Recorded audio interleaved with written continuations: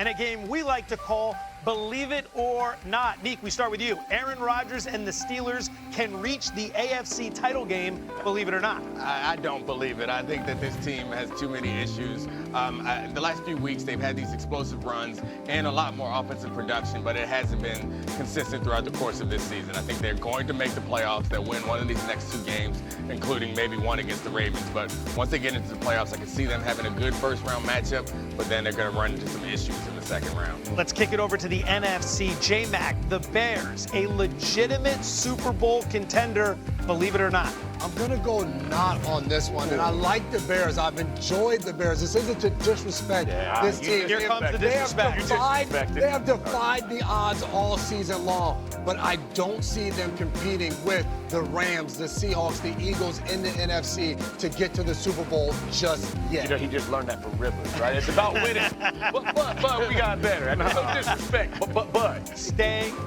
Thank you. Yeah, that's true. Yeah. Speaking of which, Graz, expertly done there, the Eagles have fixed their issues on offense, believe it or not. Not.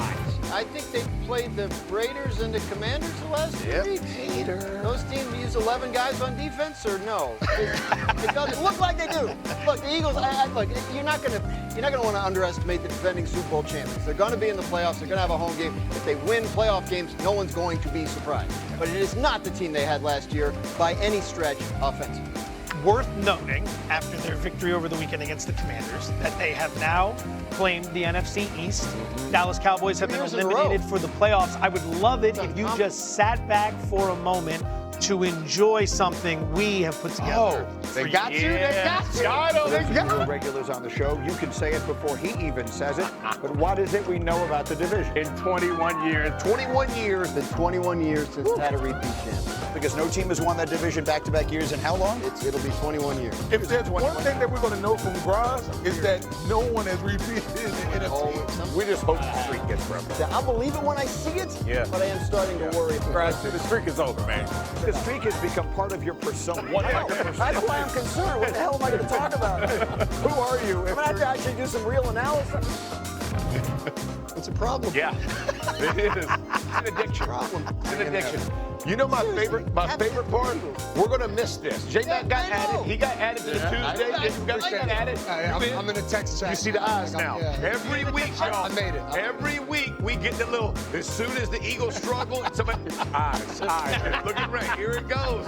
I mean, it was a 20-year streak. That is worth respecting. For sure. Until you see it end. But hat tip to the Eagles. Very impressive accomplishment. Maybe more impressive than what All right, so let's live in that world for just a minute. Are we starting to buy back into this Eagles team after those back-to-back wins? I think, should have come to me. No, I think I buy into how good their defense is. I don't necessarily buy into being able to trust their offense, but the pieces are still there. The issue I think that we have with their offense is we see the skill players are there and we expect them to respond the same, but the O-line, and I hate to do this in front of Jeff because he's going to get all jazzed up, the O-line is the best player on their team, or was the best player on their team, and it hasn't been anywhere close to that. There's no reason to believe that all of a sudden that O-line is going to go back to that version. It doesn't mean they can't win playoff games, but they're certainly not going to be the favorite. They can go on a run because their defense is going to be dominant and they won't make mistakes on offense, and they'll get those playmakers in isolation. So they could beat anybody because they have the talent to do it. They haven't shown us any consistency offensively all season long. It'd be crazy for me to all of a sudden to think that, oh, now we hit the playoffs, they're going to turn into something different. Go ahead. Yeah, we see it though with the champion, right? But they'll be outmatched and find a way to win the playoff game. In the case of the Chiefs, right? Not as good as last year, but they still managed to win the Super Bowl or at least get there. So they're going to be a tough out, but they are not going to be the dominant, explosive offense that we're last year. You have Lane Johnson. Hopefully he comes back, right? He's coming back. Carter's going to end up coming back. So you get two of your best players coming back. The formula for them winning that we beat the drum on all season, everybody wanted to be more explosive or more down the field, all this kind of stuff. They have gotten back, and I get the opponents, but getting back to that formula gives them the best chance to win. And here's the deal. Most teams in the NFL don't want to play that style of football. So if you can get it down to the fourth quarter and you're playing great defense and you can run it decently and you're committed to running it, the Seahawks have won a lot of games doing this, y'all. Yeah. I mean, they win a lot of games, and then when Darnold's got to go throw it around, sometimes it doesn't look as good. Same formula. You got to know your formula to win. I think they're finding that and getting back to it. And I think we keep talking about the Raiders and the Commanders. I think for the Eagles standpoint, you have a new offensive coordinator this year, and you're trying to gel that thing together.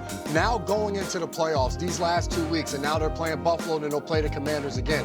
If you can win these last 2 games as well, go on a 4-game winning streak, feeling confident, feeling good about the plan, where they're going empty and throwing the ball. They're double teaming up front in the run game. Like those things that you're now seeing it click on Sundays, not only in practice are you putting this plan together, but then now for players believing in coaches, coaches believing in players, to see it no matter who the opponent is means a lot to the defending champions with a lot of the same players on the field. Let them win, y'all want. Like what I'm hearing, getting hot at the right time. I like them in empty. Like I think they spread them out and they can create the matchup. Yes. Saw them do it a bunch last week. They go in empty, they send AJ over the middle, and they get AJ in isolation. They spread everybody out. I think it clears things up for Jalen Hurts, and it also opens up space for him to run. The problem with that is they also need to get under center and run the ball. So those things are compatible, but it seems like their emergency button is go to empty, and they seem to have some production. So I expect them to do that a lot more when they have trouble. At the very least, moving in the right direction. Closer to one and done than a Super Bowl run. Fact or fiction? I'm going fiction on this one, and I know. Everyone's going to say, oh, they didn't play anyone. They played the Raiders. They played the Commanders. This isn't a team that has completely forgotten how to play the game of football. They won the Super Bowl last year, and I will say they can finish this season on a 4-game winning streak, and that builds confidence in what they've done over the last 2 weeks. Roz, they did win the division in back-to-back years. I'm not going to put anything past the team that can win the NFC East. Whoa. Don't try to slide it. That was way shady. Way too However easy. that tried to go down. No. Let's revisit that, Joe. Who needs to win the Super Bowl? Let's When go. you can pull off something as unlikely as that. Let's go. They did that. They won the Super Bowl. Have you ever heard such a thing? Gracious. This Eagles team, I think most of us have more faith in this Eagles team than I think our attitudes project, in part because when we're evaluating this Eagles team, we compare them to last year's team, and they're not as good as that team. But then when you look at the rest of the field, it's like they have an incredible defense. They have an offense that's been there before, a quarterback who's been the MVP of the Super Bowl. They have two receivers that can't be guarded, an explosive running back. Like, they have the pieces. There's no reason why they get in the playoffs, they can't make a run. If they lose one and done, I would be shocked. They get back to the Super Bowl, I'd be a little bit surprised. I would be shocked, though. Saturday, back over to you. I have to say fact. I was going to say it depends who it is, but whoever it is probably going to be the 1 seed in the conference, just the way it shakes out.